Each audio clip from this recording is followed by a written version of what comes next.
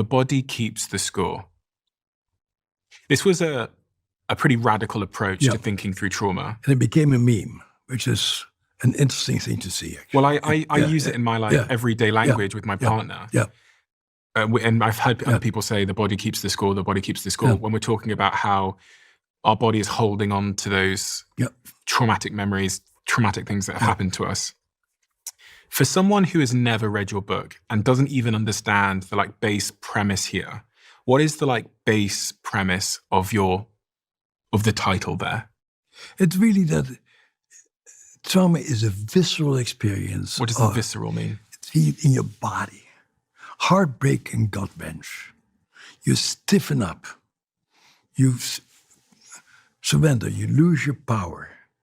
You tighten up. That's really where trauma is lived.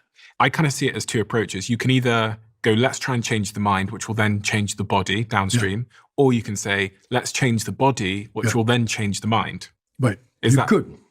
But I do a lot of CBT with my wife, let's say. Yeah. I point out her irrational behavior and that she should really see things from a different angle and that she should really see things correctly. And I rarely have much success with that. And I'm a bit surprised that psychology does things that most spouses have failed in using very well. This somatic approach, I've only recently heard this term from my partner, and she says it's amazing. And she told me to speak to you on this podcast because she says, you'll really help to change her opinion on this. What is this somatic approach to healing? Somatic approach is to really experience what your body feels and also allowing your body to do things that it has been afraid to do and to explore how your body moves through the world in some ways. Why are women just seem to be so much better at this stuff than men? Because they're doing Pilates, I'm not sure. Pilates, yoga. These are all things, dancing. These are things typically women do more than men. Yeah. And it seems women are just more in touch with it. Yeah, I think it's an intriguing question because it's not exclusively women. Of course, men have always done it in armies and basic training and the military. And what's intriguing to me is that, when people join the military, they oftentimes are not very well put together people, and they go through basic training, and they really march together, they sing with people, and they climb barricades, and they go through composite physical experience with other people. At the end of 12 weeks, they feel competent, and they feel connected, and they have found a band of brothers. How do they do it? Not by yakking, but by having very deep shared physical experiences. One of the interesting things that you write about, which I found particularly interesting because I saw little flashes of myself in the words, is you said, I found that the more traumas your patients have in their background, the more creative and successful they often become. Often, huh? Often. And we don't know how often that is, but I get to meet quite a few of them. Yeah. It's the people who have had to struggle who often see new possibilities and have no choice but to discover new options. That's true. Yeah. But those are the people who manage to get into my practice. And the people who don't find those solutions don't have the wherewithal and the capacity to make it into therapy with me. They might be outside with a drug addiction. Getting drugs, lying on the streets, et cetera. And to a large degree, I see that as an issue of accident. This past year, I visited a program in Los Angeles called Homeboy Industries. It's a program for formerly incarcerated, largely Latin men who had no fathers, who have been criminals. And it's a spectacular program where they say, what do you need? How can we take care of you? How can we make a safe place for you? And I saw real treatment there. St. Quentin Hospital, St. Quentin Prison, famous prison in California, is now trauma-based. They use my book as a text there. And they're transforming people's lives by acknowledging the reality of what they dealt with, helping people to be part of the healing system, working in groups, working with movement. Like at St. Quentin, they have hula dancing classes. I go like, yeah, moving together with other people gives you a sense of connection, sense of pleasure. They're really beginning to understand you can do it. At the Harvard Hospital, you wouldn't do the hula with people. You wouldn't dance with people. I think there's a bit of a joke in the investment community that says you'll get better returns if you invest in someone, an entrepreneur or a founder that is a little bit traumatized. And I actually think, I don't want to misquote her, but I had Barbara Cochran, who's a shark on Shark Tank in the USA, here on the show. And one of the things she said to me was, with all of her investments, the ones that tend to do the best are those that have a little bit of a trauma in their past. And she says, because when they call me with a problem, they call me with the solution attached, versus people who have never had trauma, they call me and just tell me the problem. So they'll call me and say, listen, Barbara, this has happened and this is what we're going to do about it. And that was her, she said it in a slightly humorous way, but I wondered if you thought there was any truth in this idea that... Yeah, I think that's, again, a selection bias of people she works with. I know certainly plenty of people have had plenty of people working for me who really get paralyzed in the face of challenges and who don't have a solution and become very dependent on getting direction. So I think she has a bit of an unusual sample, actually. Because I wondered if you've had an anomalous early upbringing, does that make you an anomalous adult? Does it increase the probability that you become an anomalous, slightly different adult? Absolutely. Okay, and that can go everywhere. You develop a mind and brain to fit with that particular situation. And if that particular situation doesn't help, you need to find new solutions. And so trauma and abuse really forces you to try to find other solutions, but many of them are not successful. Is trauma a story in your brain? No, trauma is a perception in your brain. A perception? What's the difference? So the issue is something happens and your brain and mind takes it in and then makes an adaptation to that particular event. That depends on how old you are and the circumstances. And it's very different for different people. Give me an example of a perception. If you would beat me up right now, I'd go, this guy is crazy, and I can call people and ruin your reputation, etc. If I'm 3 years old and you start hitting me as a kid, I don't know what the hell to do about it. And I'll likely think I did something wrong that I caused the guy to beat me up, and I'm a terrible person, and no wonder that he beat me up because I'm a horrible creature. And that's what almost everybody who I know who was beaten as a child, that's the internal understanding of it. Not when you're 8 years old or 15 years old, but when you're very young, that becomes your experience. Because you're still forming your perception of the world. Yeah. Your brain creates a map of the world in very deep ways. And so your experiences form an internal roster of the world that makes you expect certain things at certain times.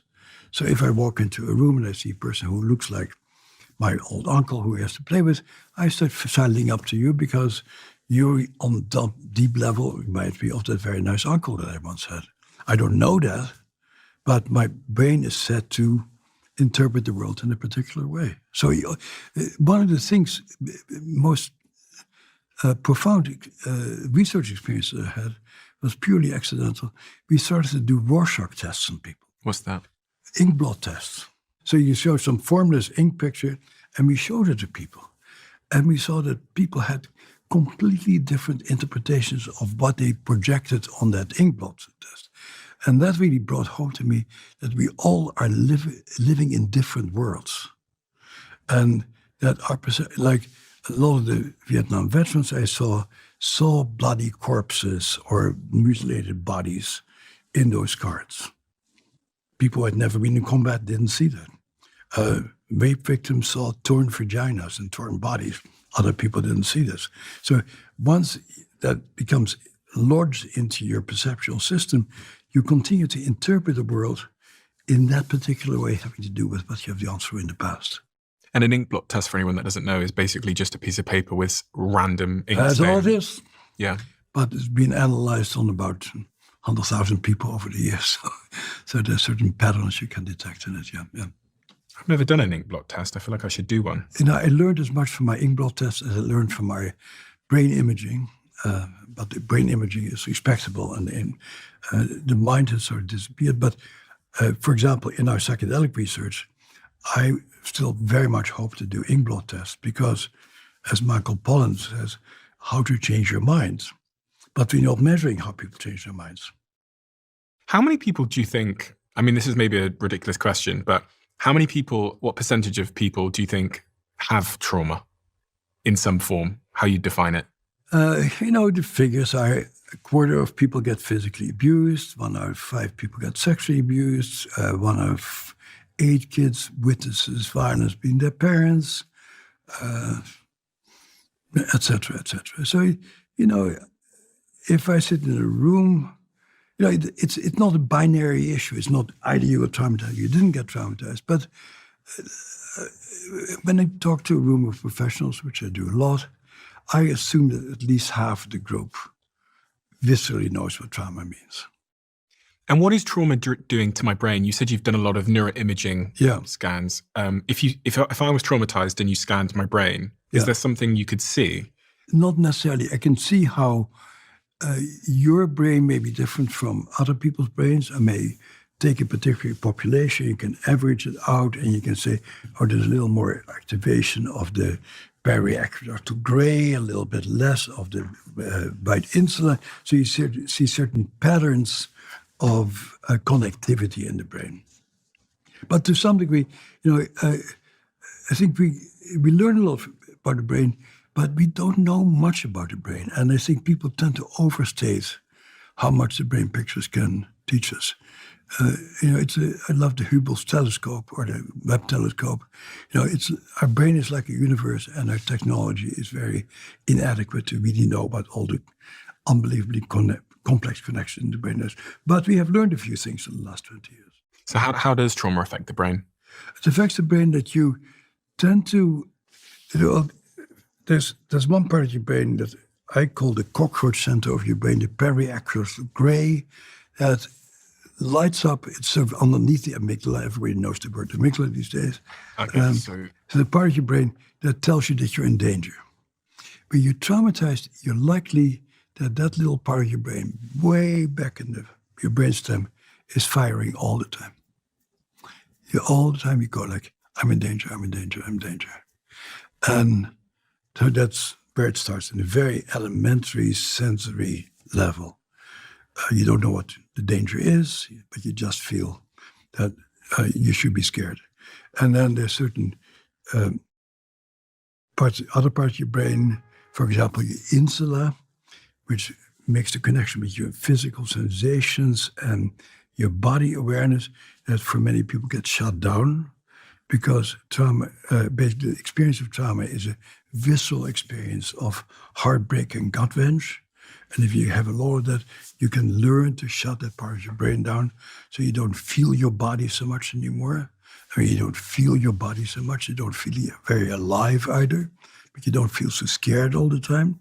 But it's likely that you will want to take some drugs to make yourself feel alive sometimes.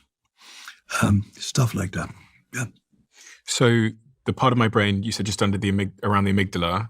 Below them. Yeah. Below the amygdala. Yeah. People that are traumatized, they have some kind of dysfunction in that typically? Well, the dysfunction is that it keeps firing. Keeps firing.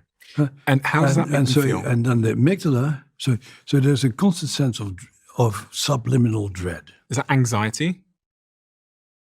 Anxiety is already too high a mental functioning.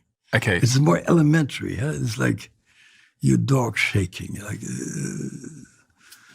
my daughter has adopted a dog. She was a time, and 2 years later, the dog still walks through my house.